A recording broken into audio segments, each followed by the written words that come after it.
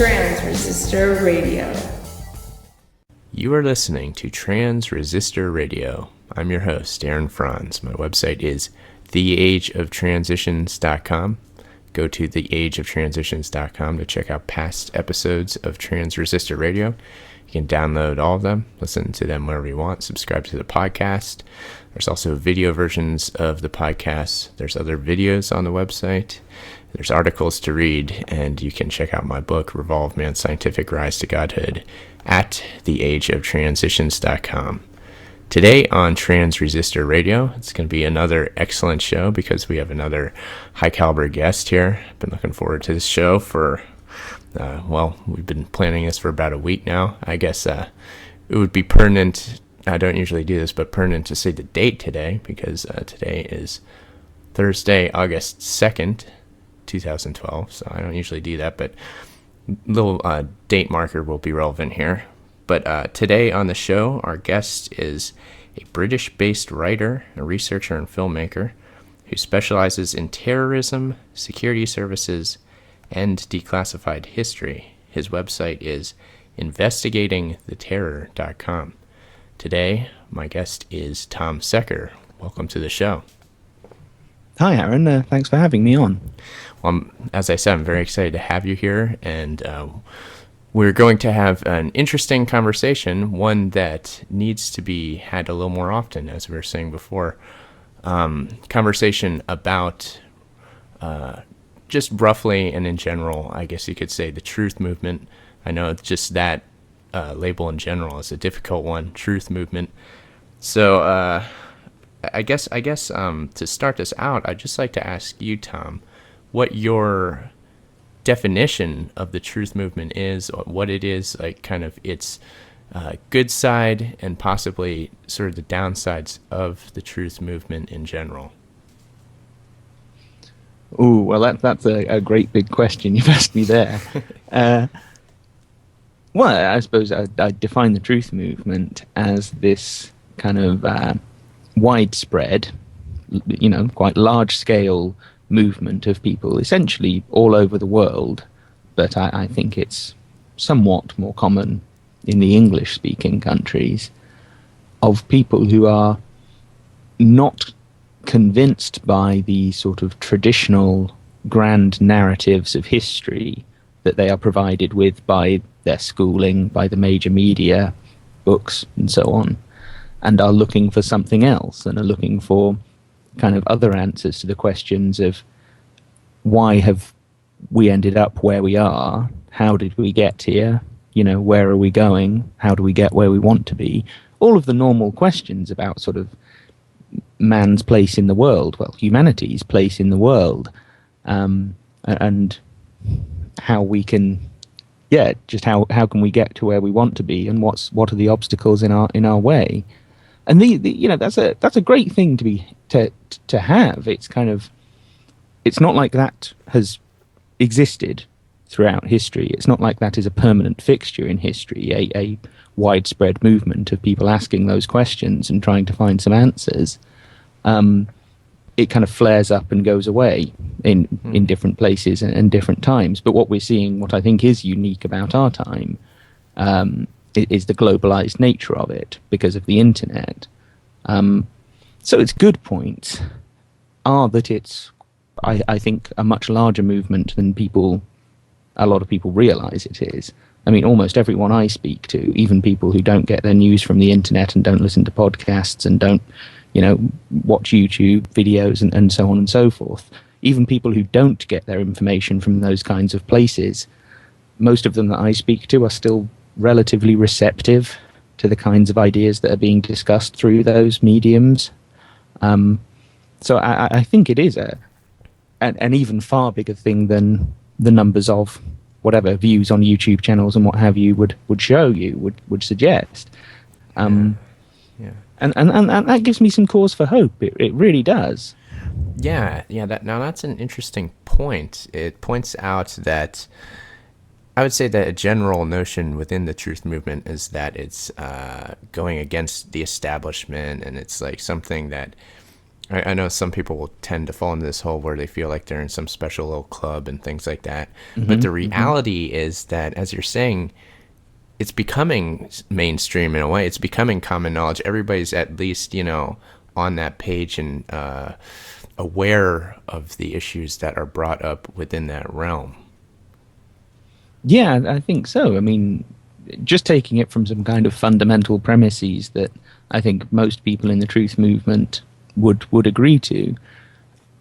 Like I say, most of the people I know and most of the people I talk to about this are aware that there are sort of a very small group or groups of people who have an awful lot of power and an awful lot of wealth and have some pretty bizarre beliefs and some pretty dangerous plans and intentions for the world. And though there's an awful lot of disagreement about quite who those people are and how to connect them and which beliefs we're talking about and what exactly their plans are and all the details, I think that as a fundamental premise is something that an awful lot of people are aware of and an awful lot of people agree on. And that's an important realization. Yes. Now, in your opinion, these groups that are part of what would be labeled the conspiracy, what are important groups working within that? Who actually is the man behind the curtain? Who are these mystery? We always say, well, they are doing this, they are doing that. Who is the they? Who might we be able to say conclusively is they in certain situations? Well, I mean, my specialty is with the security services. That's what I know the most about. That's what I've explored in an awful lot of detail and tried my best to kind of present my findings through my website and through my films and things. But I don't think they're at the top of the chain. I don't think they're at the top of the hierarchy. I wouldn't say central banks are either. I mean, all of these sorts of things, these semi-secret institutions, sort of institutions that we know they exist and we sort of know what they're doing, but we can never be certain about the precise causes and who's giving the orders and whose interest this necessarily serves. With all of them, I think they're means to an end, and the end, I suppose at its most simple, is power, and the centralization of power, and the accumulation and furthering of power. So I suppose, who's behind the curtain? I wouldn't like to boil it down too narrowly. But it is someone, I think, it is a network or a series of factions and series of groups that does kind of exist above and beyond these institutions. Like I say, they are a means to an end, and therefore it's not necessarily the people in those institutions that we need to be most worried about. Now, what do you think that the higher up groups that are more in power are they completely covert? Are they never seen? Would they go out of their way not to be able to be traced? Again, this is kind of speculative, but do you feel like the real power in this world hides? And if so, like how would they be able to do that, or how might they be doing that? I think it's covert rather than hidden. To say that it was hidden would mean that we don't know these people's names. And we do know the names of people like, just off the top of my head, someone like David Rockefeller. I can't imagine that it gets much higher up than him. Maybe it does. I mean, I can't be certain about that. But it would be someone like that, and the sorts of circles he moves in, and the sorts of class, if you like, that he belongs to. To me, it's those people who are most likely to be at the highest level. So I don't think they are that hidden. I don't think they are anonymous. I think we do actually kind of know who they are and kind of know to a certain extent what they're up to. But that, as you were saying before, there are a lot of pitfalls and there are a lot of traps that go along with trying to figure out that. I mean, we have bits of information. In fact, we have quite a lot of information to go on. And as a result, being overly quick to make a judgment about exactly who they are and exactly what they're doing, I think that's an obvious trap, and it's a trap that a lot of people fall into. A little bit of information seems to sort of go a long way in some parts of the truth movement. Pitfalls and traps. Now, when it comes to pitfalls and traps within the truth movement, is it possible that any of these traps have been set up by, like maybe it's a bear trap that a hunter put out there in the woods for a bear to step on, and the truth movement is the bear, and they're stepping in the bear trap? So are any of these deliberate traps set up for us out there? And if so, who's doing that? Well, there is this notion of the externalization of the hierarchy. The name of this book by Alice Bailey, I think you've mentioned it on your podcasts before. Yep. And from my reading of it, from my understanding of that book, there are some people within these very high up social circles and in the sort of highest social class who believe that in order to, well, I suppose they believe that the hierarchy is a natural structure because it is a manifestation of, if you like, a ranking or levels of energetic power or forces that can be channeled, or some kind of relatively abstract or metaphysical concept like that. And that what we see in the world is, like I say, just a sort of manifestation or representation of that. And from my reading of that book, what she seems to be saying is that they think that in order to ascend up this hierarchy of energetic forces, or whatever you'd call it, some of the lower rungs have to be made explicit, have to be externalized, so that, if you like, you need the masses to accept certain lower parts of the hierarchy in order for the people at the top of the hierarchy to continue their ascent and continue their what you might have called their rise into godhood, or at least their own perception of godhood. So in that respect, there is certainly, I think, a indication there that they need a certain number of us, people outside of their circles, to accept and believe in this hierarchy, and even believe in its legitimacy. And I think one of the things that irks me and kind of bothers me when I read about people's discussions of this, or listen to some people's discussions of this, is that a lot of people, if you like, take it too seriously. They accept all of this stuff as, if you like, established fact, that there are actually these levels and that these people are actually ascending up them, and that, if you like, we are being somewhat illuminated for their purposes. But I think that could be a trap, because if you kind of approaching this logically, if what they believe is true, then by considering yourself part of a semi-illuminated club within the truth movement, a kind of, a elite beyond the elite, or a sort of, if you like, middle class elite in these kind of knowledge circles. Yeah. If what these kind of the people in the middle actually think is true, then all you're really doing by taking it seriously and by believing in it is helping them.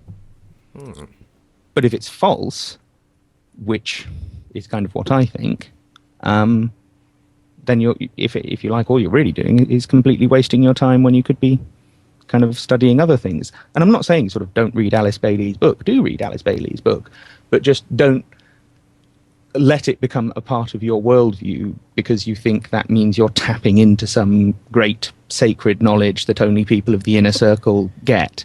That's not why we need to understand this. We need to understand this because we need to understand where we as a species are going, and how we can actually get what we want out of the world.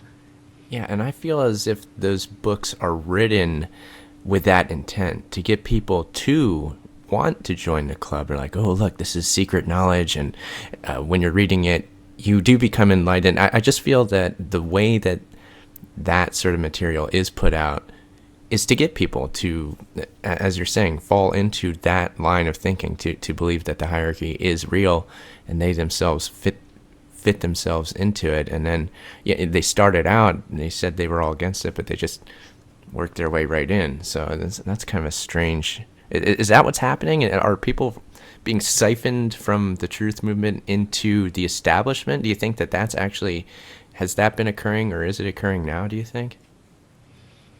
I don't know if it's occurring in a sort of practical sense. I don't know if there are people kind of getting, if you like, sucked up from the truth movement to then enter into some kind of occult circle or inner circle in that sense.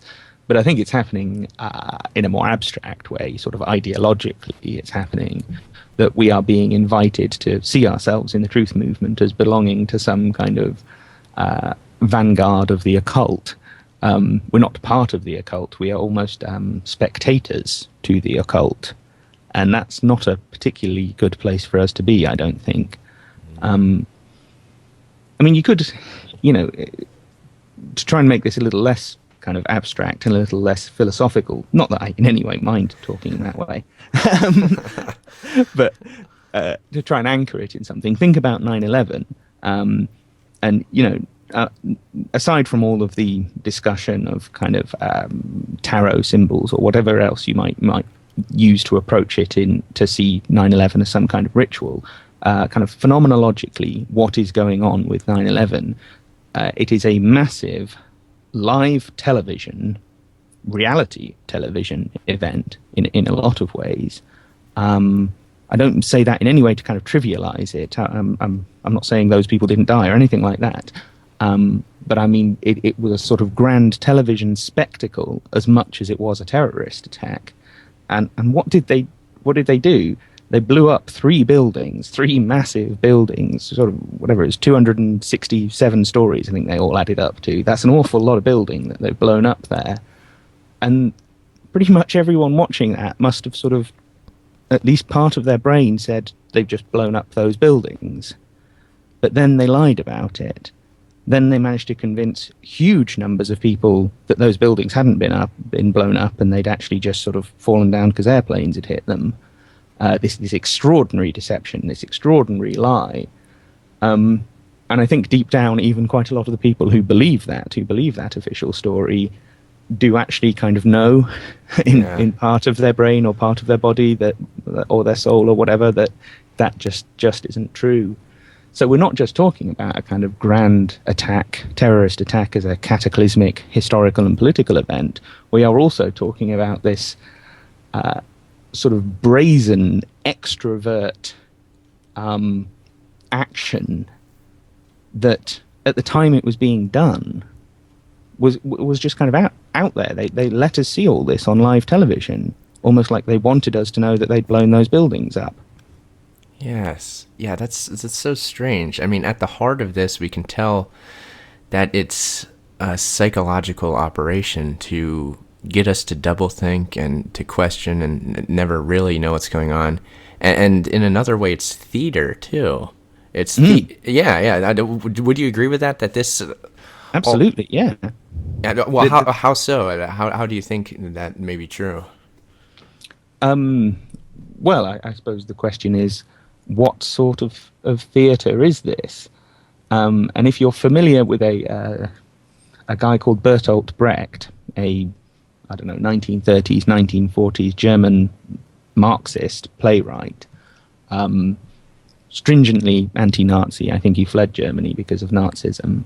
And he wrote a series of kind of, not necessarily Marxist parables, but something in that kind of lineage of ideas.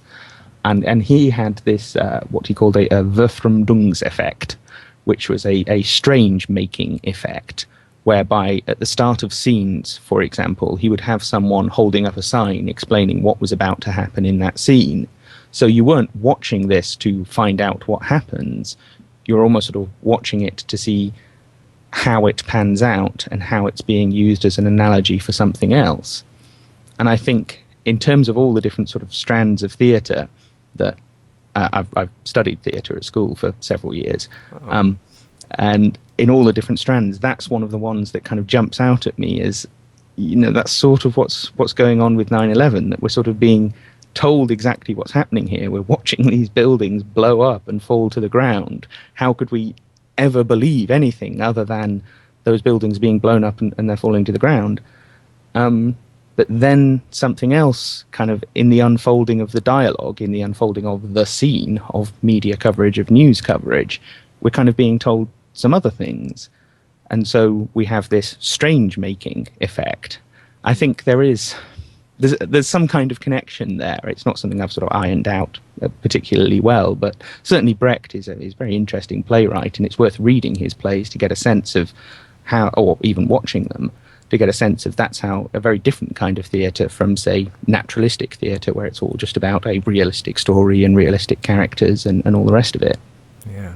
And of course, when we're talking about theater, this implies that there's a playwright. Somebody's writing the whole thing out beforehand. So this gives credence, of course, to the idea that's everything, when we're seeing a large event such as 9/11, well, it was written to, it was planned out to happen beforehand. So these are actual planned events that are happening, but they're being presented as real.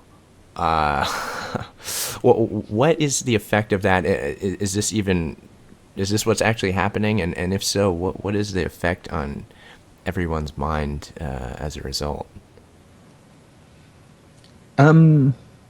Well, you're right. There is a tension there between someone's idealized plan of 9/11 and whoever it was. It's pretty clear it was someone considerably more audacious and powerful than some Saudi guy sat in a cave halfway around the world. I mean, how would... why would he have incorporated all of these kind of strange elements into the attack? I mean, none of them really have anything to do with what we're told, at least, Osama bin Laden's religious and political and worldview was about. So no, there's all kinds of hints in it that there is a different puppeteer, a different playwright working behind the scenes. But yeah, because it was this sort of, if you like, mass reality TV event, it was an event that I think it's the most ever watched event on television. We were spectators to it, and therefore we were seeing it almost as a kind of organic process, a natural process, that this, just was an act of crazy Muslim terrorists. Yeah. So the effect on people, yeah, it's sort of simultaneously sucking them into it. That you've got to believe in this event, that you've got to be emotionally moved by it. But it's also, like I say, with the Brecht thing, it's also sort of making it strange. It's setting you at a distance from it. So you're certainly caught up in that tension, and therefore it becomes very difficult to express with any certainty, what's happened here and why. And that makes it all the easier for them to then exploit the event and direct you towards their preordained, pre-planned conclusion, because you're in a state of tension and confusion, because you're not sure exactly sort of which components of what you've seen are true and which are false. They can then tell you, this is the truth, and this is what we must, therefore, as a consequence of this truth, do about it and do in reaction to it. So I think it's that, by kind of twisting people into that tension, they're making them that much easier to manipulate. Yeah, and I guess back to the strange making idea, the strange making, telling somebody what's going to happen before it actually happens, that fits into the concept of predictive programming that I'm sure nearly all the listeners are familiar with. Before the 9/11 event, we had nearly identical events depicted on TV. This seems to be an act of predictive programming. What are your thoughts on the subject? Well, I mean, it's certainly a real phenomenon. As strange as it might be to say, let's use culture, let's use fiction as a way of preempting an event and conditioning people's response to that event when it eventually comes. But there's plenty of evidence that this is actually going on. And in my second film, 7/7 Crime and Prejudice, I devoted about a 20-minute section to the history of, in the 3 or 4 years before the 7/7 bombings actually happened, the attacks, or various aspects of the attacks, were preempted and predicted in a whole series of television programs. And one of the crucial aspects of this, thanks. One of the crucial aspects of this is that. I'm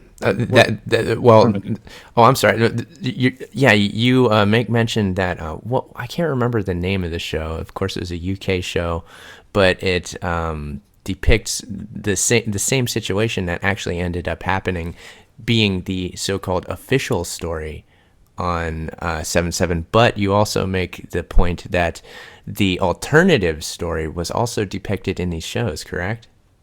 Sure. That's the kind of crucial element to this, that we're not just being prepped to believe the official story of homegrown Muslim suicide bombers, which is who they say were culpable for this, but there's barely any evidence that in any way points in that direction, and pretty much all of the critical evidence that should point in that direction points in another direction. So we were prepped for that response. We were prepped for the official story, but we were also prepped for some, not all, but some of the more popular alternative narratives that have come out of this event. And this didn't just happen up until 7/7, it continued after it as well. But just for example, in the first series of Spooks, this television show, this BBC television show about MI5, it's called MI5 in America. In the first series of that, there is an attack by a group of Kurdish rebel terrorists where they seize a embassy in London, and this is the only time in the entire first series where there is any mention of suicide bombing. So it's the association Muslim terrorist suicide bombers in London. But what we also get in the kind of second half of that story, in that episode, is that this is all being used as a cover by a former MI5 agent, that the whole thing is in effect a kind of false flag provocation by a ex-MI5 agent who's using it to break into MI5's bank or something. So we are kind of presented with that possibility of a current or former MI5 operative carrying out a false flag using Muslim terrorists. Again, at the end of that series, we are presented with a story about MI5 staging a kind of simulated attack on a London train station, and the train station they use is actually extremely close to one of the targets on 7/7. And they're doing this as part of a deception, so they can convince some Irish terrorists so that they can get some information out of them about some other Muslim terrorists. Blah blah blah blah blah. In the second series, there is a incident with a Muslim suicide bomber, a young lad who is brainwashed by a bunch of kind of Islamic radical foreign clerics to carry out a Muslim suicide bombing. It's the only, to my knowledge, depiction of a suicide bombing in the entire series before 7/7, and it just so happens to be a young Muslim lad. So we're getting the official story, and we're getting some of the alternative stories. A couple of episodes later, they even have an episode where an MI5 exercise based around a terrorist attack on London goes live in the middle of them carrying out the exercise. Yeah. So, we're presented with all of these kind of different memes and these different kind of conspiracy theories, both official and alternative, batting around in our heads before these events ever even happen. And I think there is something important to grasp there, because for example, I don't really buy into the Peter Power exercise dimension of 7/7. I don't think that's really a particularly important clue. In fact, I think if anything, that probably is, something that's been dangled out there to create a conspiracy theory around, so that people think, it's all to do with his exercise, and it's all to do with, him, and that's the culprit, and that's who we've got to focus on, when it would be far easier for them to have just, set him up, and the real culprits have not really got anything to do with that man. So that's a practical example that I feel, I could be wrong, of course, I feel of that happening. Yeah. Well, we're all familiar with the predictive programming and putting out the familiar ideas to reinforce the official story. But as you're saying, the familiar ideas of the conspiracy theories and the alternative media are put out as well. So for anybody who is, questioning the official story, a healthy thing to do, as we're saying, what should they be doing in light of the fact that predictive programming appears to go both ways, and that it's predictive programming for the alternative story too? What are we to make of this? Like, what should folks be doing about this? Well, I suppose it's my response to it has been just to try and resist any simple alternative narratives, and always apply the same categories, the same types of criticism, the same skepticism, the same sort of critical modes to the alternative narratives as I do to the official one. If I wouldn't accept something in the official narrative, for example, it being based on a newspaper story where the source of the story is anonymous, if I wouldn't accept that as a valid piece of evidence in favor of the official story, just to be intellectually honest and just to be consistent, I shouldn't accept that as the basis for something in an alternative story, because I just don't think it's a good source of information. I want something a bit more solid than that to go on if I'm going to form a strong opinion about what really happened here. So that's what I've done, and I think people would be wise to apply that consistency a lot more, because I don't see it very much. Yes.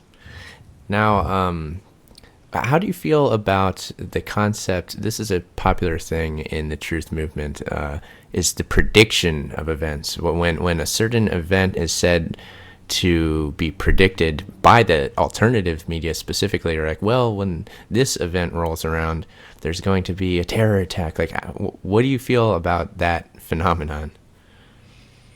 Well, I think it's something that has come out of the realization of predictive programming, hasn't it? That because we've realized that all sorts of different things, and it's not just about specific events that may be forthcoming. It can be about sort of whole trends, whole trajectories, whole directions for humanity to go in. Your work on the way in which transhumanism has sort of been carefully sold to us in all sorts of different places, in all sorts of different TV programs and films and books and adverts and all sorts of different culture, has kind of gradually and very incrementally and very sort of carefully, with a gentle hand on the tiller, just sort of made us arch towards that possibility and that direction as our future. And the realization that these sorts of things are going on it's a big one. You start seeing these things everywhere. You think, oh, there isn't a single program on television that doesn't contain this element of propaganda, this predictive, preemptive propaganda. When of course that isn't true. There's loads of stuff that's on there that's kind of just garbage to distract you, or just to sell you some crappy idea or some crappy attitude so that you'll buy their products and keep paying your taxes and blah blah blah blah blah. There's an awful lot of stuff that is almost, well, it is essentially trivial, and you're better off just ignoring it and not worrying about it. But that doesn't mean, of course, that predictive programming isn't going on. It certainly is. And one distinction that I would like to make, particularly with the 7/7 stuff, the part that made me think all of these different programs are part of the same pattern, was that they were all on the BBC. They were all on the state broadcaster. And you would have thought, semiotically speaking, if you read structuralism, post-structuralism, people like Baudrillard and Derrida and Lyotard and all of that lot, what they very much map out is how a single idea or a single part of a storyline or something like that doesn't tend to focus just around in one place. It can be copied and replicated. It's similar kind of idea to what you have with memetics, with the notion of memes. That you would expect it almost to turn up in somewhat random places. So with this example, you would have expected some of the other channels in this country to have produced television shows exploring the notion of Muslim suicide bombers. Why wouldn't they? As soon as the BBC make it possible to explore that storyline, you would have thought they'd be, it'd start popping up all over the place, but it didn't. Yeah. It was only in BBC programming, and they are the state broadcaster, and therefore that makes me think that's a particular project. So I suppose one of the things you can do about this, one of the things I think about this is to try and get round back towards your question, which is now coming back to me. Is, don't identify every single instance of something like that as necessarily being planned. Some of it is just this constant replication in the way that media feeds off its own kind of creations.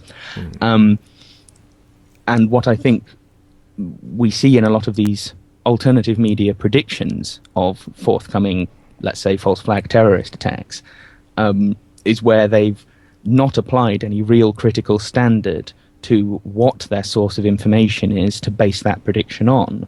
So they might have just seen this scenario in one television program and gone, look, it's predictive programming, that means that this is going to happen at some point, and let's look in the future, there's a big event happening in that particular city in the program in 9 months' time, so I'll predict that it's going to happen. And then when it doesn't happen, everyone forgets about it, and no one kind of criticizes the person for making this wrong prediction, or not even necessarily criticizes the person, criticizes the prediction, and says, what was really the purpose of saying that on the basis of such kind of flimsy evidence?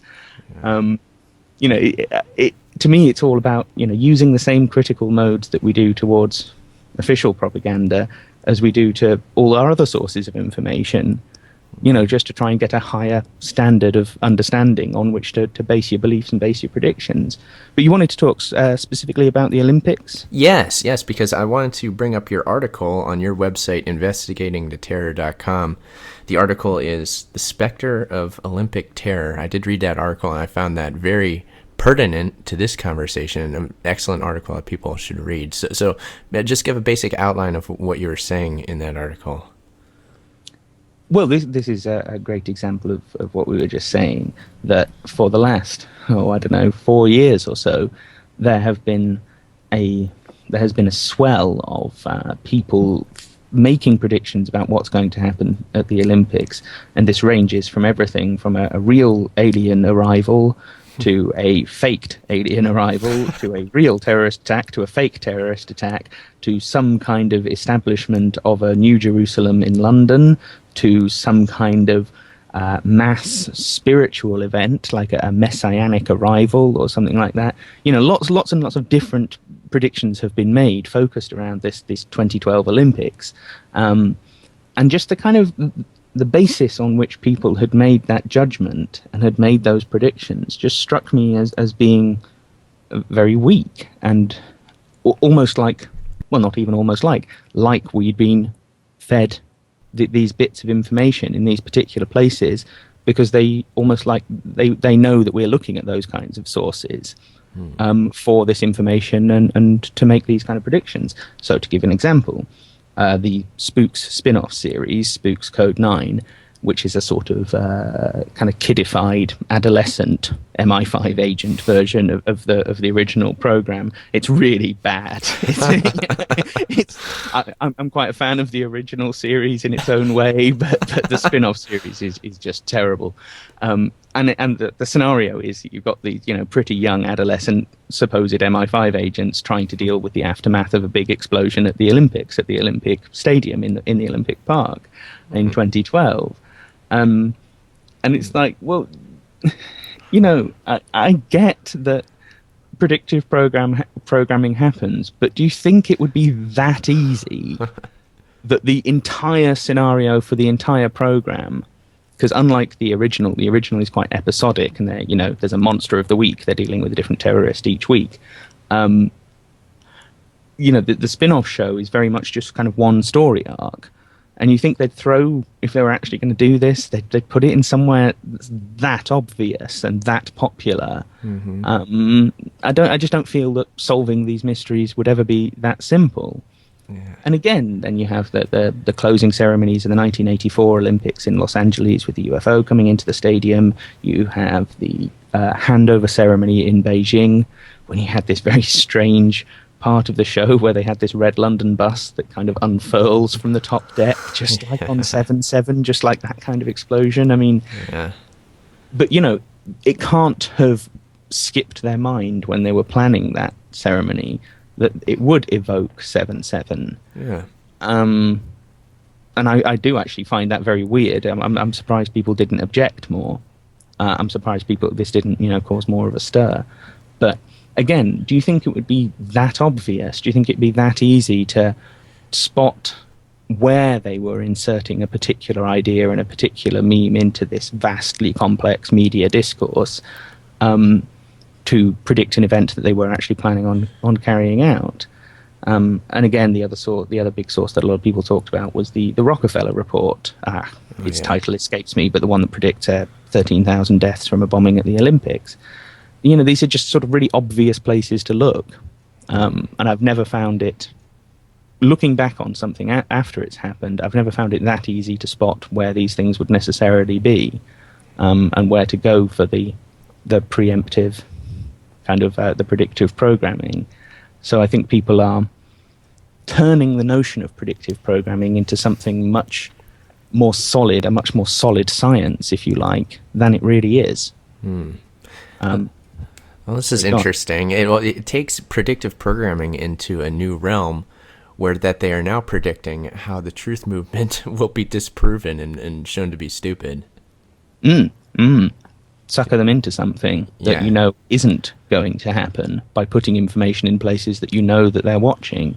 Yeah, it's almost a classic disinformation technique, but specifically for the truth movement, specifically for alternative conspiracy theorists or whatever label you want to stick on people.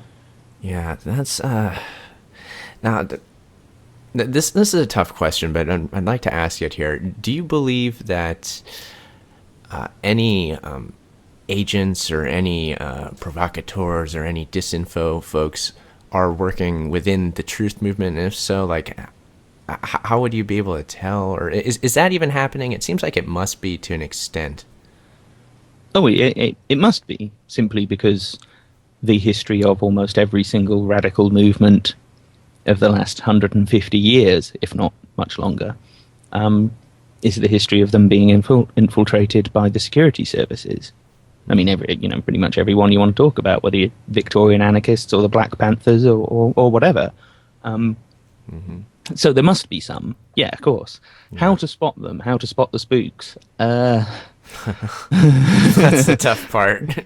Yeah. I'm not going to name any names, but in my particular field, I'm relatively confident that I do know at least one out of the 3 or 4 that I'm thinking of, I'm pretty sure are. Yeah. But that's just on a kind of process of having engaged with the subject in an awful lot of detail and engaged with the dialogue that's come up, the alternative discourse, the alternative dialogue that's come up around 7/7 and associated events. Having engaged with that for long enough that I then just kind of learned to trust my gut instinct and think I just don't trust this person, and I think this person's got an agenda that doesn't really help us and doesn't really serve anything except the people who've likely done this. Well, that's a good point there, because we are in the truth movement here. We are all very familiar with the concept of COINTELPRO. So, I mean, that last question, of course, it's almost obvious, but it doesn't behoove us to run around screaming, he's a shill, or making these videos, Alex Jones is really Bill Hicks and he's a shill. And how do you feel about that phenomenon? People just running around, kind of just pointing fingers, not doing the intense analyzation of the actual information, as you're saying, is the right thing to do, but just these sort of silly expressions of trying to point the finger. I think it's a result, basically, of lazy-mindedness in a lot of cases, not in every case. Some of these accusations may in fact be accurate. Well, I mean, some of them probably are, because there's got to be some people who are shells and some people who are disinfo agents. And since pretty much every figure, including myself, in this whole movement has at some point been accused of being a shill or a disinfo agent, some of those accusations logically speaking, some of them must have been true. But how do you figure out which ones? No, it isn't helpful to make those kinds of accusations, and I think it's a well established and I think well programmed defense mechanism that when you're engaging with someone who doesn't agree with what you agree with, who sort of agrees in broad terms, so for example that 9/11 wasn't just done by a bunch of Arab Muslims, but disagrees with you profoundly about exactly what did happen, your way of dealing with the fact that you can't argue them round, that you can't give them evidence and logic why your version is much better than their version, or why at least your line of inquiry is much more important than their line of inquiry. The easiest thing to do is to just kind of try and attack their authority to speak on the subject. And in a radical movement, the obvious accusation to make is you're working for the other side. So it's just a kind of a cheat card in the way it's mostly used. It's just a sort of way of avoiding actually having to argue about the subject in a mature and intelligent and informed way. Now, I love how you point out that with these predictive programming TV shows, the Spooks show and all that, that one of the main themes appears to be just the pushing of the security state in general. What is the security state, just as a simple definition, and how is it being promoted through media? In all sorts of ways. What is it? It's what I mean when I use that term is the modern security state, the institutionalized secrecy of the MI5, MI6, CIA, to a large extent FBI, lots and lots of other agencies, all of their equivalent agencies. And specifically, it's this kind of equation of, if you like, secrecy with security, that in order for us to be safe, we have to accept the existence of institutions that we basically have no control over. And that, I think, is an extremely dangerous thing, and it almost entirely exists by, or continues to exist, by scaring the crap out of us. That's its primary technique. It's not clever, particularly. It's not complicated, but it works, and so that's what they, generally speaking, keep doing. We've had intelligence organisations. We've had Crown Intelligence, Royal British Intelligence in this country for hundreds of years, but it was only about a century ago that we actually formalised this into institutions that then became MI5 and MI6. So it's a relatively modern creation in the history of human politics, particularly in this country. So that's the particular thing that I'm referring to when I say the security state. How does it promote itself? Well, that's something that's very much changed over time. But just to take a easy recent example, we got those documents from the CIA and Department of Defense on this forthcoming Osama bin Laden assassination or Osama bin Laden killing film by the makers of The Hurt Locker. And it seems, as far as we can tell from the documents that have been released, that the CIA were just sort of falling all over themselves, sort of trying to help these people. Come in here, have some coffee and biscuits. What would you like to see? What would you like us to tell you? It was almost bizarre that an organization that would normally be so secret, that normally won't tell you a damn thing about anything, is sort of to these. Oh, there's a couple of Hollywood filmmakers who are going to tell a story we want them to. This is great. This is exactly what we've been waiting for. So there is an almost farcical element to that, to read these documents that doesn't quite fit with the one big conspiracy. They've all planned this out. They all know exactly what's going on. I don't think they necessarily do. I think we may be giving them much credit when we say that. I think some of the time they are just they were waiting for someone credible to come along and make a bin Laden film, and then as soon as it happened, they sort of sprung into action. Oh, this is fantastic.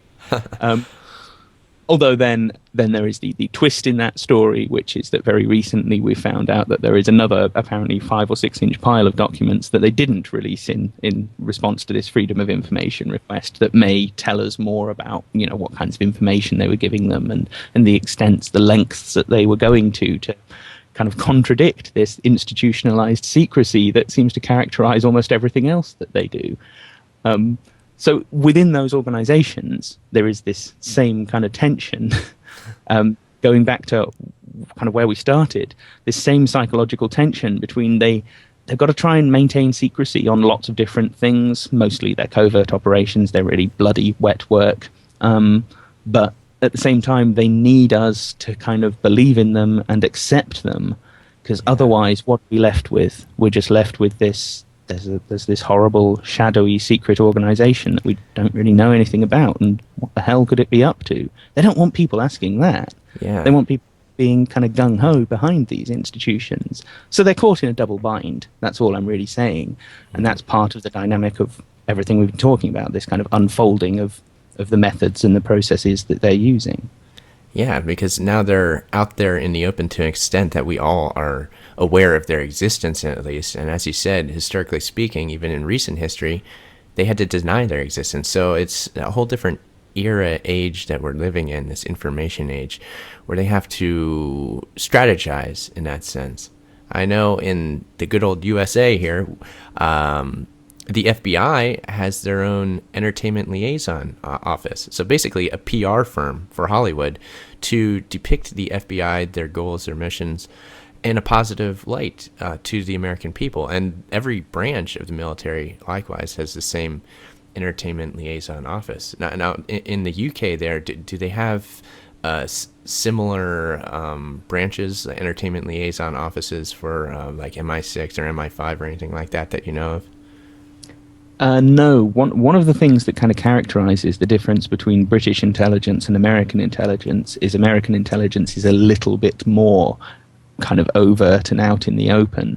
For example, the CIA, everyone kind of knew about the CIA when it was created in 1947. Mm-hmm. In this country, our equivalent, MI6, remained a secret until 1992.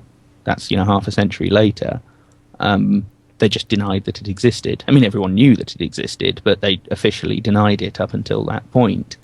So I think, in as much as they are actively seeking to get media organs to show them in a positive light and to show their processes and their fictions, their terrible nightmarish myths that they keep inflicting on us, to try and show all of those in a positive and convincing light. I think it happens in this country on a more informal basis. I don't think they have specific offices. It's probably more that there have been these stories that MI5 has a whole kind of floor of the BBC building, but I've never really found anything solid that demonstrated that was true. And I just don't think that they would necessarily need to have that. They just have to have a few words in the right ears at the right times, and they're more than capable of doing that. And that is just historically how British spies have operated. So I can only assume that's how they continue to operate in the information age with all of these things that we're talking about. Yeah, and as we're saying, really the key element here is, again, when talking about predictive programming, it's to get the public mind, public ideas in a certain realm. And generally speaking, with the security state, it's normalizing the security state as just the normal state of being. So people in these TV shows that you're mentioning, I know there's that show Spies, it's normalizing the practices of the security services for the life of the average person. So we seem to be going into this strange security state future where the role of the average person is, if they're not themselves within the elite group of the security services themselves, if they can't themselves be within the NSA, then they can do the same job and they can look up to the people in the NSA and all that themselves. And so we've got the public working alongside with the actually intelligence services. Is this coming about slowly but surely? Do you see this happening? Yeah, absolutely. That we're being, just as we were made spectators to the 9/11 event, we are also being made we're all invited to become paranoid voyeurs, so that we're all watching our neighbors and worrying about what he might be up to or she might be up to, or what they might be doing with any number of completely innocent and completely normal activities that, to the right mind, because any completely normal activity to the right mind can look suspicious.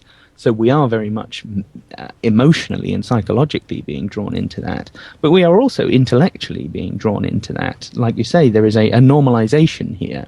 And this is one other element of what you see in the 7.7 predictive programming.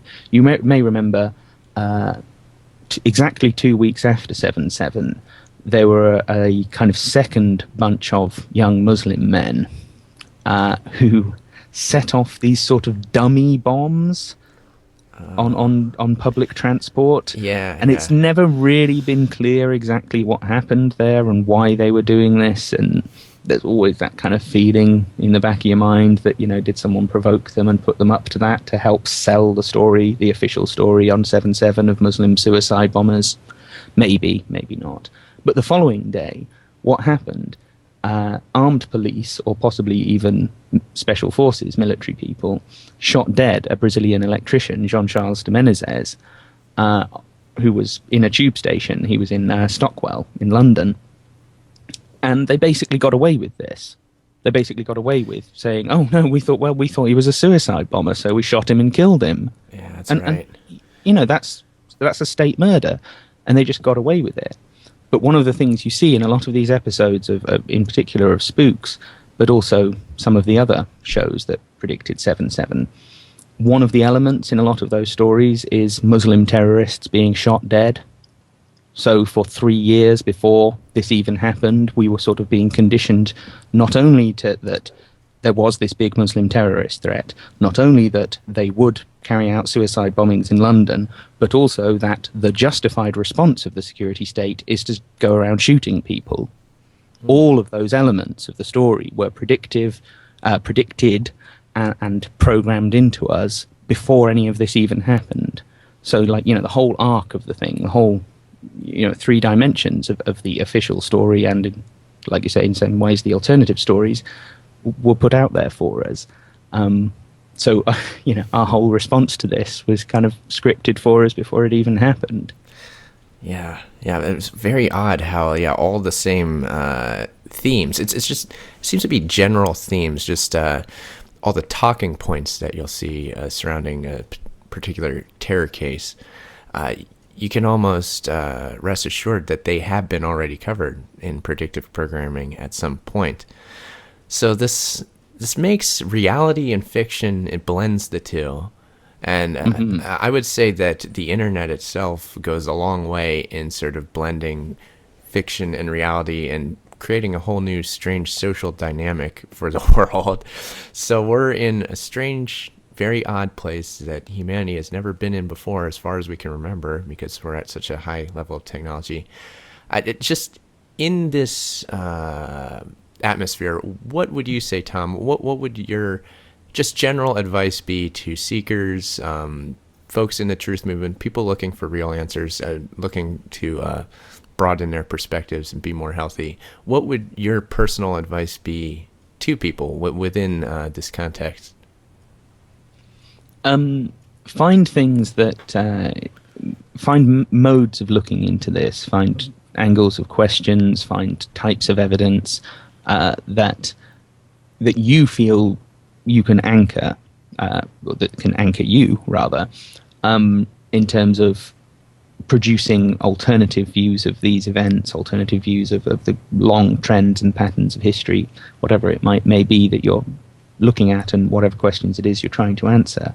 Find the ones that give you a high degree of confidence, and apply the same standards of skepticism to those things as you apply to the things that you're rejecting and not necessarily dismissing, but sometimes you dismiss things.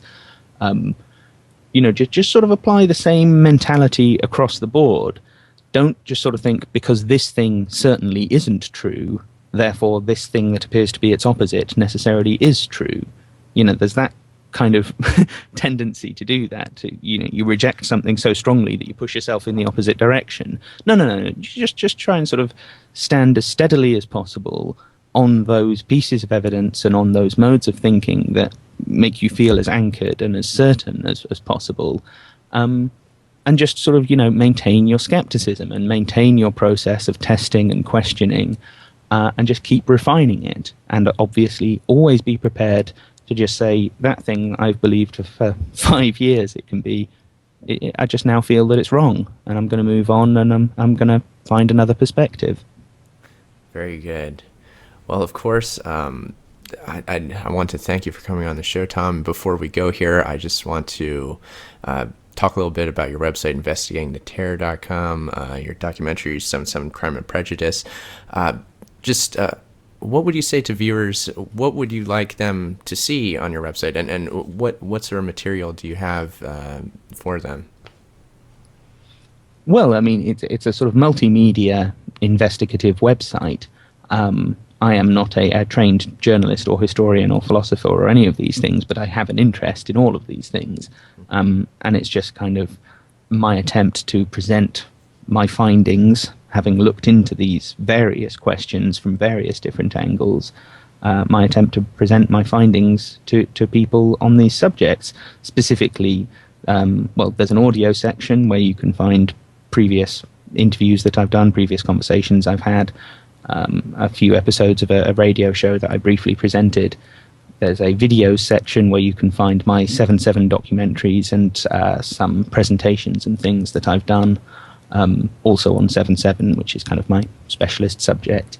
There's an articles section, so you can read my views on all kinds of different subjects there. And there is a documents section, which is particularly large. That's probably the biggest part of the whole site, where I've tried to put up, in various different ways, collections of the most important kind of paperwork and document sources that I've found. That's probably the bit that, if you're particularly into reading source documents, then you will like my website, because I try and make as much of that available as possible in as accessible a way as I can manage.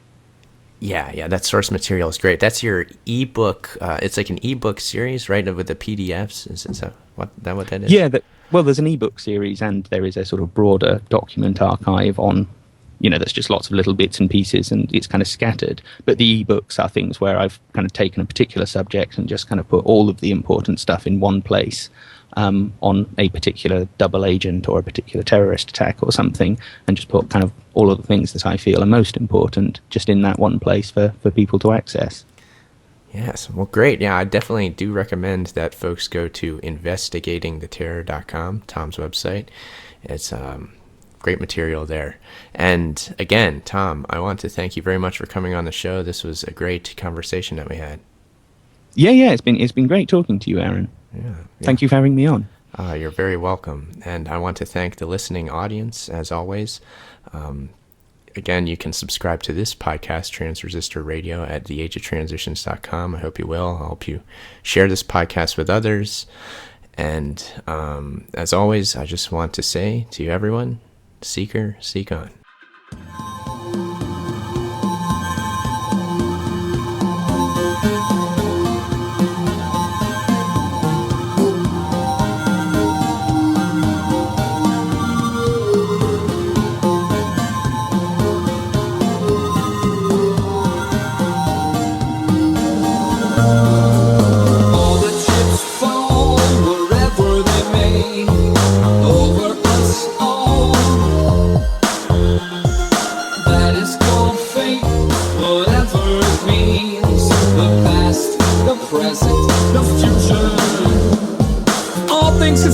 Intrepid commentary. Turn on the radio for a sip of contemporary. Or just sum along on my path of responses when the music hits. The fatal pain in the mosh pit. Programs will be issued automatically to read this course of abstract grammatics with gratitude. But art flows nice. Apart from the kinks, is it the rich and inherent? Cause sure shit ain't the meek.